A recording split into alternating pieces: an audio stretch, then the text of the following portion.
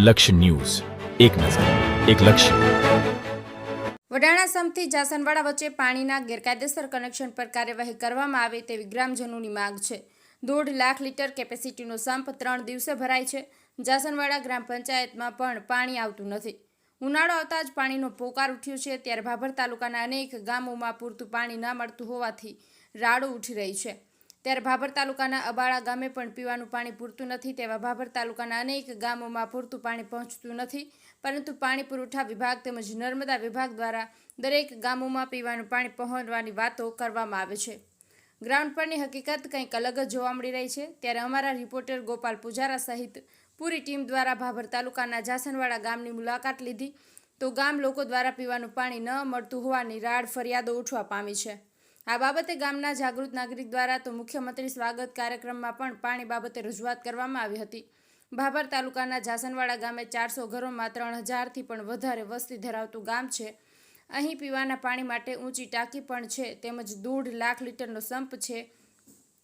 પરંતુ વડાણાથી સંપમાં પાણીની પાઇપ નાખેલી છે, જેમાં કેટલાક લોકોએ ગેરકાયદેસર કનેક્શનો લઈ લેતા વડાણા સંપથી પાણીની લાઇનમાં જાસનવાડામાં એકદમ ધીમું પાણી આવવાના કારણે સંપ 3 દિવસે ભરાય છે અને ભરાયા બાદ પણ ચોથા દિવસે જાસનવાડા ગામને પીવાનું પાણી આપવામાં આવે છે. એ પણ 1 થી 1.5 કલાક જેટલા જ પાણી આપવામાં આવે છે. મહિનામાં 8 જ દિવસ પાણી મળી રહે છે. ગ્રામજનો તોબા પુકારી ઉઠ્યા છે. પીવા માટે પૈસા ખર્ચીને વેચાતું પાણી લેવું પડે છે. તેમજ પાણી પ્રશ્ન બાબતે જાસનવાડા ગામના તલાટી દ્વારા પણ તાલુકા પંચાયત કચેરીએ જાણ કરી છે. પરંતુ કેટલાય સમયથી પાણી બાબતનો પ્રશ્ન હલ થયેલ નથી. આ બાબતે ગ્રામ પંચાયતના પાણી છોડતા વાલમેન જોધાભાઈ રબારીને પૂછવામાં આવ્યું હતું.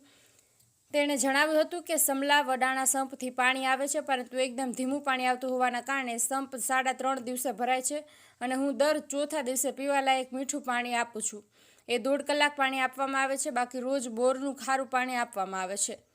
આ બાબતે ગામના જાગૃત નાગરિક દશરથભાઈ વ્યાસ દ્વારા જણાવવામાં આવ્યું હતું કે વડાણા સંપથી જાસનવાડા સંપ સુધીમાં જે લાઈન નાખેલી છે તેમાં વચ્ચે અમુક લોકોએ ગેરકાયદેસર કનેક્શન લીધું છે અને તેથી પાણી બરોબર જતું રહે છે, જેથી અમારા જાસનવાડા ગામના પાણીના સંપમાં પાણી પહોંચતું નથી.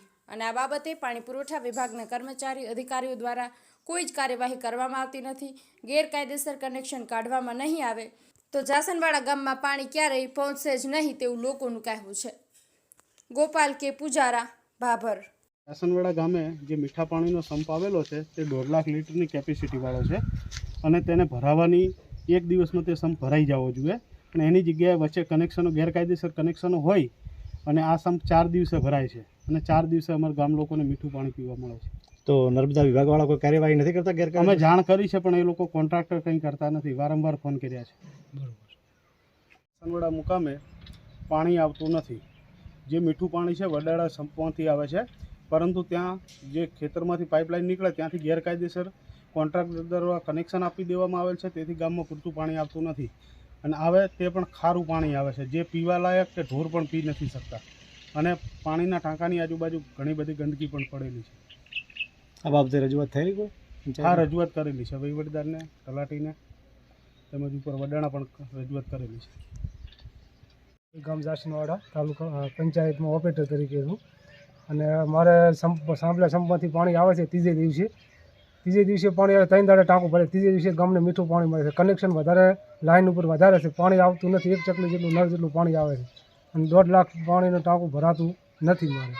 ત્રીજે દિવસે ગામની અંદર પાણી છોડવામાં આવે, મીઠું પાણી ઓર ખારું પાણી કાયમી માટે બોર પંચાયતનો છે એમાંથી આવે છે. તમે આ બાબતે રજૂઆત કરેલી પાણી ઓછું આવે? હા, અહીંયા હું ફોન કરેલો છે.